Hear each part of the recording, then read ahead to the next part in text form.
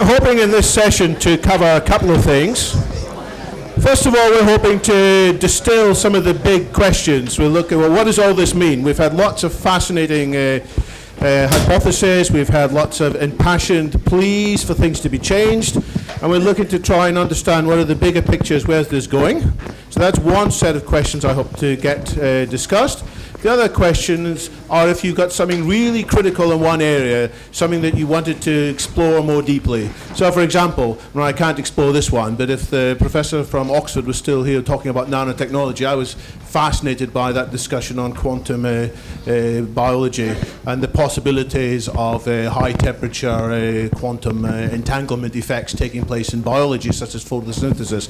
Well, we can't go into that because she's not here, but that's the kind of question we want to look at. But I will ask the panelists to start off by, just if they can, very quickly, if there was something that struck them in what they heard today, either from the audience's questions or something they heard from one of the other presentations, what did they take away from this that they didn't already know and have top of their minds beforehand? So that's the opening question, and then we'll take questions from the floor.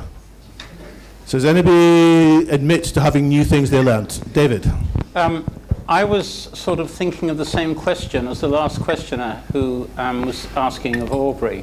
The thought struck me that since Japan has this terrible demographic problem of an aging society and they want to look after them, wouldn't it get very much worse? Yeah, I suppose you're asking me to answer it now, aren't you? So, yeah, I mean, of course, the whole deal here is how we would take advantage of the advantages and how if we restructured society in the optimum way, we could make those advantages outweigh the disadvantages. And here, the issue really comes down to a renegotiation of the whole social contract. It's not just about the pensions, it's about medical expenditure in general. It's probably 80 or 90% of medical expenditure today across the whole industrialized world, including Japan, goes on the diseases and disabilities of old age. And if we stop people from getting that way, then that money is saved. Now, of course, it costs money to actually deliver these therapies, but if we also take into account the indirect benefits, the fact that the kids of the elderly are more productive because they're not looking after their sick parents, the fact that the elderly are continuing to contribute wealth to society rather than just consuming wealth, then it becomes incontrovertible that these therapies are going to pay for themselves really, really quickly, and therefore that it would be economically suicidal for any country not to provide these therapies free at the point of delivery to anyone who's old enough to need them. That's, of course, also an important answer to one of the most widely expressed concerns in this whole space, which is the possibility that these therapies would only be available to the rich. In today's world, high-tech medicine is often only available to the rich, but that's basically because the economic arithmetic that I just summarized doesn't apply, because currently, today, high-tech therapies for the diseases and disabilities of old age basically don't work, which means that you get maybe some modest postponement of ill health, but then it all happens and you still pay the same amount of money out to treat someone when they are sick that you would have done anyway. So really the only good parallel that we have today is basic education, which, it's free even in really tax-averse societies like the USA. Rohit, what was your takeaways? There was something that Sonia said that actually really struck me when she talked about the fact that you could make more progress in pharma in the countries where there isn't an installed base of pharmaceutical companies acting as a very strong lobby to government. And when you step back from that and you think about almost every industry, the same is true, that the installed base of an industry actually slows progress. So if you look at infrastructure, the reason the Chinese can build so quickly is that there isn't an installed base that controls government. The reason that we got the Delhi Metro built so quickly is no one had done one before. So there was no one telling government how to do it in a way that siphoned off a lot of cash out of the system to them and prevented innovation. They actually brought through a lot of innovations. And you see that time and again. So, Korea at the moment, with its whole approach to convergence industries, trying to bring together different industries around the convergence of technology and healthcare, the convergence of healthcare, technology and clothing, etc., is able to move at a rapid pace because there's no one dominating the sector right now. And therefore ideas flourish, the initiatives they're creating flourish, And the other thing that struck me from... One thing, let's move on. Just a very quick one. These speakers are fantastically interesting people. Which is about being specialists in failure, which is not just a reference to Arsenal losing 6-0 today. Yes. But, if you look about it, our press has been celebrating Arsene Wenger achieving 1,000 games in an industry that's all about winning, yet he hasn't won a trophy in an industry that's all about winning for 520 of those games. And yet we're seeing that as a grand achievement. We're very happy with mediocrity. We're very happy with not making progress. And actually when we start to see radical things happen, such as Aubrey's been talking about, it actually scares us. And the system tries to pull us back, which hands over neatly to Mark and his systems conversation. Well, the thing that I was told today was actually Rohit just telling me that Arsenal had been beaten by Chelsea 6-0. Which was the most surprising today. But then it struck me that actually, why is that grabbed my attention? I'm at Humanity Plus conference, and the thing that's made me go, whoa, is the score from where was it? Stamford Bridge. Why is that? And that took me back to this thing we were talking about earlier, which is about storytelling and getting people's attention. And what gets people's attention is the emotion, the heart, and making things current. And all throughout today, pretty much a lot of the speakers have touched on the idea of how do you tell that story to make it current and emotional to you now that you can post-rationalise and do the sensible thing later. So I think that's the big thing I've taken from today. So I think I had two thoughts. I think the first one was echoing back to David's original comment this morning about inequality. And the second one, which relates to it, is the one of timescales. So I think what I'm seeing is enormous innovation in a whole range of different places, and it's not clear to me whether that innovation is going to be broad spread in the way that the internet was, for instance, or whether it's going to be very narrowly confined and just mean that certain groups of people get on much faster than other groups of people. But the pace of change is so rapid, it's interesting to just think how that relates to other things that don't change. So, for example, if I take the example of Africa, right at the moment, there are 7 billion people in the world, 1 billion of them are in Africa, and the average number of children per household is about 4.5. In Bangladesh, the average number of children per household is about 2.5, roughly. And so, as a result, by the end of the century, we'll have about 11 billion people in the world, and 4 billion of those are going to be in Africa. So there are some changes where we can predict what's going to happen over the next 100 years, and there ain't nothing we can do about it. And the rate of change we're seeing in other areas leads to some really interesting and challenging problems. Andrew, what struck you and made you think something new and different from today?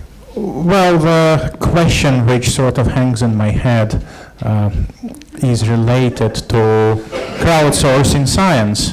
I think we do need more science crowdsourcing, and I don't just mean peer review. I mean, we pay for gadgets, we pay for anything. Now, why not do crowdsource and pay for data? A bridge was crowdsourced. What about anything else? I think what we will see quite soon is this explosion in, mass public science. It's all accessible those days. So that's something that I think will actually go forward, especially at the times of the economical crisis when academia is underpaid, underfunded, and so on. Why not, let's say, 1 million people can gather together and everyone gives just £1 to investigate whatever that could be. Andrew's already moved forwards in this afternoon from V1 to V2 of his headset, you may notice. He's done all that by himself in a short space of time. Imagine if 5 or 6 people from this room get together with him afterwards, and as a result, over the course of a year, we have much larger numbers of people contributing to this kind of crowd movement. It may not be huge amounts of money, but if it's just that small amount of money, it really could be a new industry kicked to life here. Sure. David, actually, I'm going to ask you. I'll put you on the spot and say, what have you taken from today? The importance of culture. And time and again, it's tied up with Mark's comment about the importance of story. So technology is limited in what it can do because of people's expectations. Some of these expectations are fossilized into structures and systems which reflect the culture. And in many cases, the rate of pace of change is determined by that culture. And unless we become better at, I guess, what are we? Culture engineers, not cultural. We should become better culture engineers. Riva is suggesting, we need to put more effort into smart technology marketing, which basically means understanding more what the mass market is going to be motivated by. And if we can do that, then it's very hard, as we've heard. But we are interested in doing hard things. The technology is hard. We don't expect the technology questions to be solved overnight. It may take many iterations. Some of the culture engineering things may take many iterations on too. If we work hard at that, then we can actually find ways to change the culture, and then suddenly the technology will go, I think I heard, 3 times faster.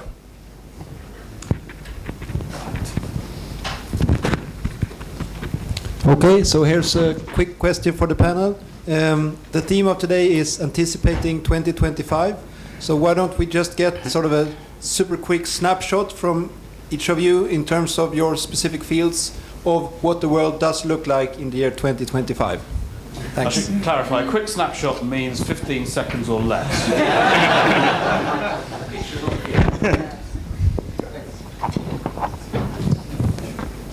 Who's first? Well, I think it's hard to say, though. We are at the breakpoint, at the bifurcation. And let's just hope that it brings us the new Renaissance rather than the new Middle Ages.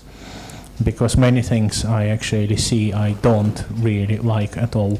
Economically, politically, let's be upfront and honest about it. But if we actually go the right way, in my opinion, we go the Renaissance way, then perhaps we will actually have a merger of cultural things that David has mentioned, a merger of liberal arts and merger of engineering and science. So far more quasi-disciplinary research and advancement. And where it will bring us, well, let's hope it brings us to a singularity then. So I think we'll see 3 things. I think we'll see greater progress, greater inequality, and greater, what should I call it, disruption. As I said earlier, I don't really make predictions. What I do know is the future we have will be decided by the values we choose and the stories we tell. So it's up to all of us to tell stories of compassion, humanity, and justice. I'd talk about what I'd like to see. I'd like to see scientists compelled to think about the ethics and social impact of the work they're doing, so that they actually are part of the conversation rather than saying, I don't know. Secondly, I'd like to see a much more experimental approach in government to how we design systems for the future, and a much greater willingness to try ideas and explore them. And thirdly, I'd like to see a much bigger emphasis across society around education, learning how to learn, and deepening society's ability to actually have a dialogue about these things. Where do I start? All right, I'll just restrict myself to longevity because it's something I know a lot about. I think that the likeliest scenario is that 2025 will be around the time when the pandemonium around the transition to a post-aging world is at its peak, because the precursor technological advances, such as robust mass rejuvenation, will have reached a point where the conversation is a very different one from the essentially science fiction conversation that most people have today about this. But we won't actually have the technologies yet, so there will be a desperate headlong rush to develop them. And of course to restructure society in the ways I've mentioned and in many other ways. So yeah, I think it's going to be a highly turbulent period, the middle of the next decade. 2 things. I think for children there will be absolutely massive educational possibilities via the internet and tablet computers and so on, particularly in Africa and other third world areas. And for adults, I see great sex on tap 24/7 for everyone.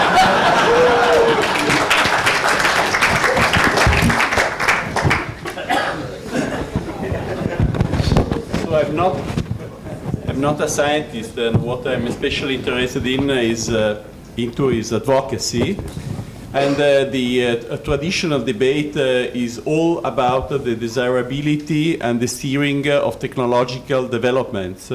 But the real issue, and what I am inclined to concentrate on these days, is that technological developments are not guaranteed by any meaning that can we afford not to have, say, the appropriate educational, cultural, economical, and legal framework in order to have technological developments go on.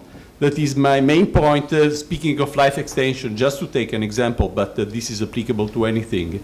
The real point is that life extension may very well not happen if no appropriate effort is developed to this end. And this is a source of concern, meaning that especially in transhumanist circles, we tend to concentrate on the feasibility of things, but feasibility of things doesn't guarantee that things will happen and that they should be taken for granted unless, say, there is a societal effort to this end. Yeah, I think that's a very good point. And certainly I spend, a humongous amount of my time dealing with questions about the desirability of life extension. I'm sure that my colleagues do so in these other more these other futurist realms. But yeah, it's a very big deal. I think the technologists who are leading the way tend to find this generally a distasteful topic because they think it's bleeding obvious that these things are desirable and it's just painful to have to try to explain it to people. But you're right, we do have to.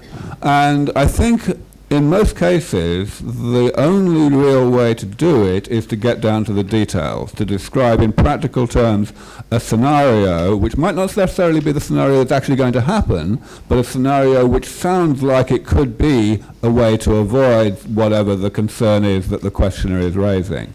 You actually mentioned one thing that doesn't get talked about nearly enough, namely legal structures. So there are a small number of legal experts in the futurist movement who are looking hard at specifically how to restructure constitutions and so on in order to make sense of a world that's not got any aging anymore or that has other changes. There's one guy in San Francisco who's working on a constitution for a world in which not all sentient beings are human. In which some sentient beings are AIs that can reproduce rather rapidly, for example.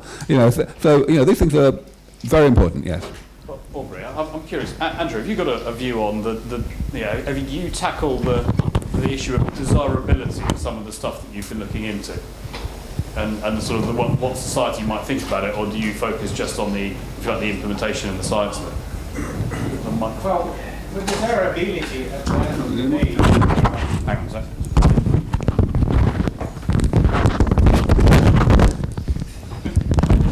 Well, first of all, of course, it's a question of how do you sell it, because as everyone probably knows, that Steve Jobs was told, who needs an iPad, and now everyone has it, even myself.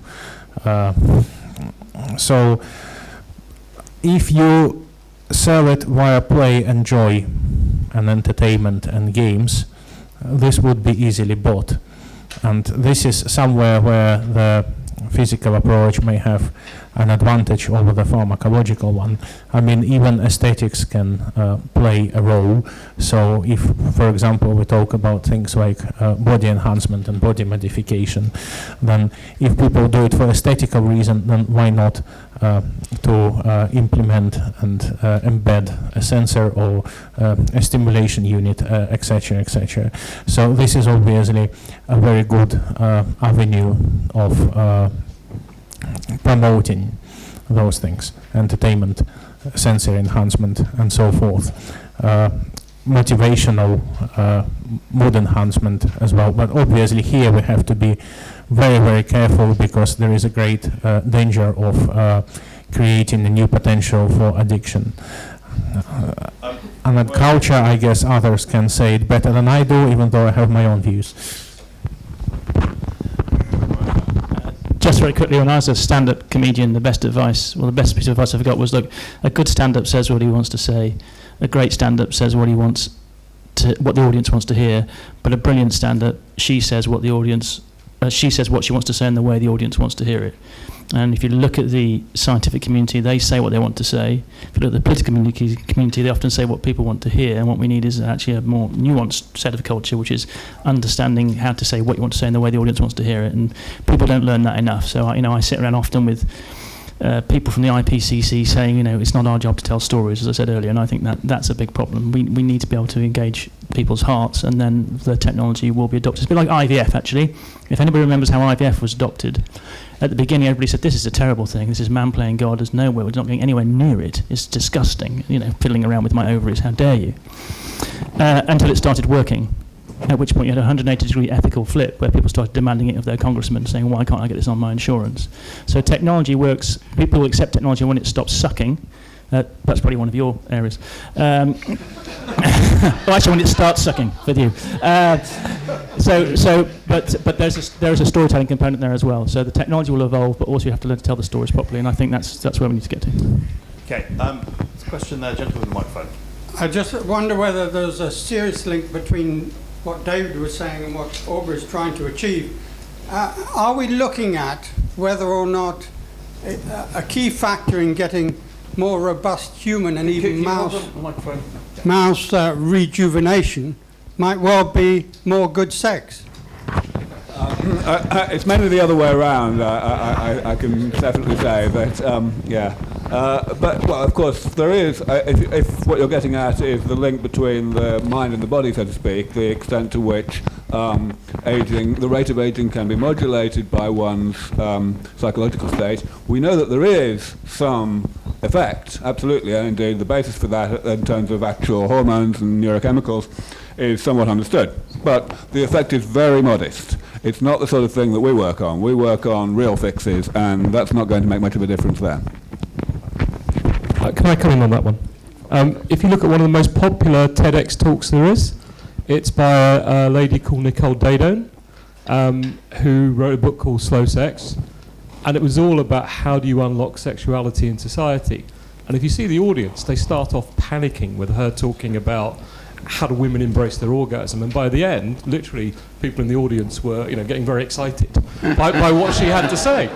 And it's starting to sort of change the conversation in society about how do we actually be in approval of the stuff that's always been taboo? How do we encourage people to use their leisure time in a more productive way? We certainly don't teach kids at school anything about good sex. We teach them about the reproductive process, and then we drop into them all these kind of taboos and negative views about sex and how it's something that shouldn't happen almost. So unless we start to change that, we're going to have an awful lot of people with a lot of leisure time and very bad sex lives, which doesn't seem to me a kind of great recipe for a happy society. Can I also just come back on that last point very, very quickly about science? Not all science is good science, and not all science is desirable. And there's a risk that we start to feel that just because a scientist has an idea, they should pursue it to its full conclusion. I don't think that's true, but we have to equip society with the tools to be able to have the debate. And then we need to think about what are the mechanisms we put around that debate to actually make decisions. Because the debate isn't going to give you an obvious answer, but unless we have the debate, society won't feel like it's had a say, and unless we have a clear and transparent process for decision making that leads to resource allocation, that leads to legislation, people are going to feel that stuff is being done in their name without them having a say. Okay. Can I ask that there's a gentleman who's got a microphone, and when you finish the microphone, pass it 3 or 4 rows in front of you to the gentleman who's had his hand patiently up for ages. Great, no problem. So my question is... Speak up, yeah. So my question is, how would you encourage creating a community and creating better leadership within the futurist and transhumanist society and circles?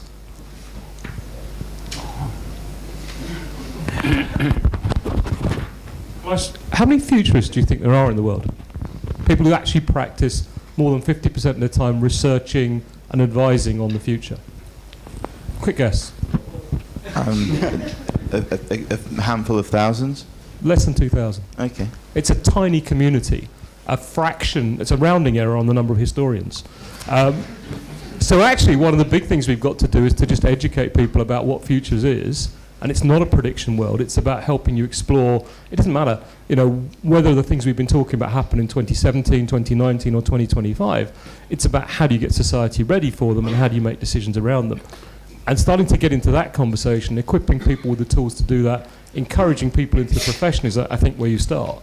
And we're really bad at that as a profession. I've got a quick follow-up on that. Is the issue here that people who self-identify as futurists are sort of a quite narrow spectrum of people on this panel, for example? Identify myself as a futurist. Exactly. I don't do it. I wouldn't identify myself as a futurist because I think we're all futurists. Charles Kettering, the inventor, said, "My interest is in the future because I'm going to spend the rest of my life there." You show me a 4-year-old that isn't a futurist. I think it's not about prediction and trends. It's about how you awake at the wheel in a fast-changing world. So really, the education system needs to teach us all to be futurists, and that means critical thinking and creative inquiry. And that's the problem. That's the thing we don't have at the moment.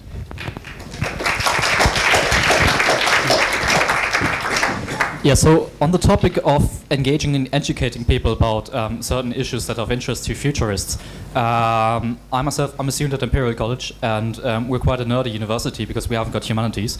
And so I think quite a lot of students at our university are definitely interested in those topics.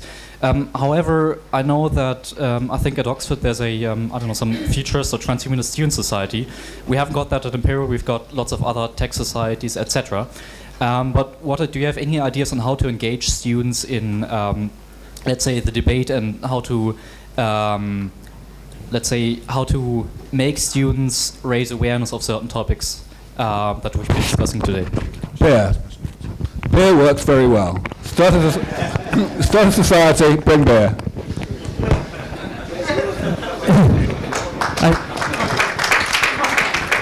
I'll answer that as well. I think beer, excellent, always. Beer and questions. Too many times when we try to educate people, we try to educate them by saying, this is my point of view, you need to listen. And actually you need to say, look, here's a good question, let's all debate it. So I think, beer and questions is the best way to go about it. And a little bit of nakedness. And puppets and violence. Is it on? Is it? It is. Love your storytelling. I love your critical thinking and storytelling. Thank you, David. Okay. We're talking about very pragmatic, a customer base for longevity, life extension, not only enhancing the brain, enhancing different solar protocols in countries like Africa, storytelling with humor and compassion, understanding the future, life extension, the future of our identity with robots and other types of life forms. But are we considering that one of the biggest industries today is cosmetic surgery? It's growing by leaps and bounds, and people usually don't look down on you unless you have something really ridiculously obvious done to your face, like fish lips or something like that. But the field of cosmetic surgery, under the guise of plastic surgery, is one of the largest fields, has tremendous amount of money, and those people do want to live longer. I've interviewed many of them, and it's across the planet. So I suggest that if there's a way that Aubrey, for example, you could deal with some aspect of mitochondrial regenerative treatment within the not pharmaceutical, but within the cosmetic industry, you would grow by leaps and bounds, and there's a tremendous amount of money there. So this is certainly something that has not escaped us. We would love to be able to make an impact there. But it comes up against the same kind of obstacle that I referred to in response to a question from the back about 20 minutes ago with regard to neurodegenerative diseases. The persuasion that something is a good idea, in this case, preservation or restoration of beauty is a good idea, is the first step. But the further that argument has been won, the more difficult it is to get into it from the perspective of an early stage intervention. Basically, people think that cosmetics is what. Injection is early stage. No, I didn't mean early stage as in when you do it. I meant early stage as in how far towards actual clinical development it is. That means basically, if you take any field which is established, where there are already treatments that are somewhat effective, then if you talk about stuff that is a long way off, people just don't see the point in trying to develop it. They feel that it's going to be more productive to continue essentially refining what they've already got. Now, of course, that's wrong, but persuading people that it's wrong is just as hard as anything else. Last word is going to the gentleman in the front, and then take a quick roundup of comments, and I mean quick, from the panel. So we've seen information be democratized by the internet. There's a good argument to be made that wealth inequality is an intrinsic property of technology. In the context of sort of 2025, how can we look at changing systemically that wealth inequality and redistributing it to areas where it should be? That's an easy one there. Right.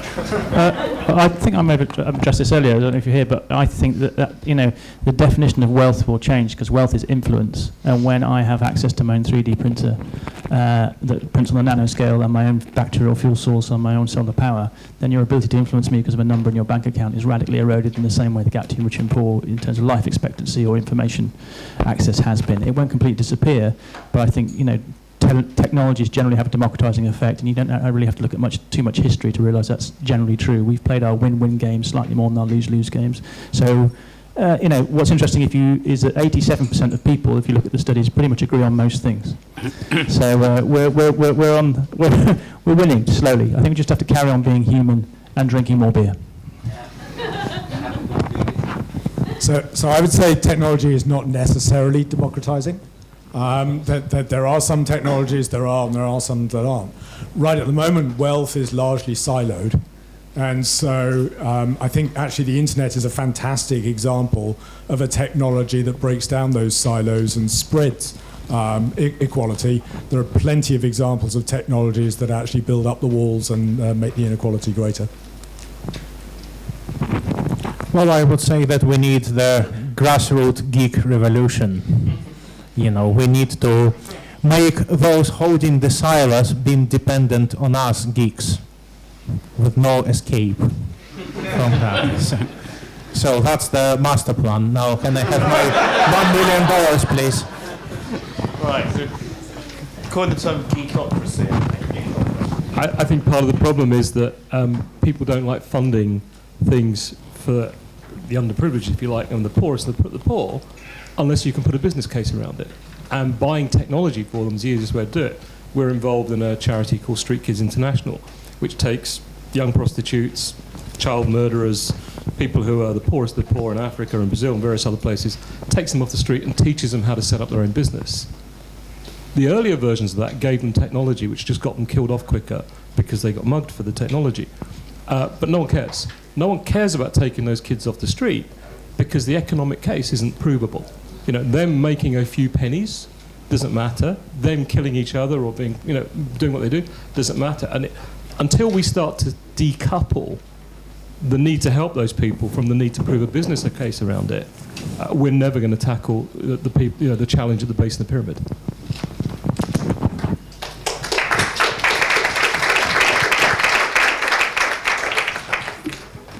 We could surely discuss these points a lot longer. I think it is time to, what's the word I had? Beer? Yes? Or indeed go to the rest of our lives. Many of us have got other commitments in the evening. So please give a round of applause to the panel and to Dean.